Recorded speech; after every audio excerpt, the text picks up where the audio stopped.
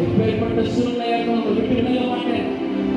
நல்ல காரியங்கள் நல்ல தலைக்குமான எப்பேற்பட்ட வியாதியாய் நீங்க வந்திருந்தாலும், எப்பேற்பட்ட போராட்டத்தோடு வந்திருந்தாலும், எப்பேற்பட்ட குழப்பத்தோடு இருந்தாலும், எப்பேற்பட்ட இழப்பின் நடந்து நீங்க வந்திருந்தாலும் கர்த்தர் சொல்லுவார், உங்களை கைவிட மாட்டேன், விட்டு விலக மாட்டேன், உங்களை உயர்த்துவேன், மீண்டும் நான் வந்து நலத்தை பிடித்து தூக்குவேன், மீண்டும் வாழ வைப்பேன், மீண்டும் ஆசீர்வதிப்பேன்.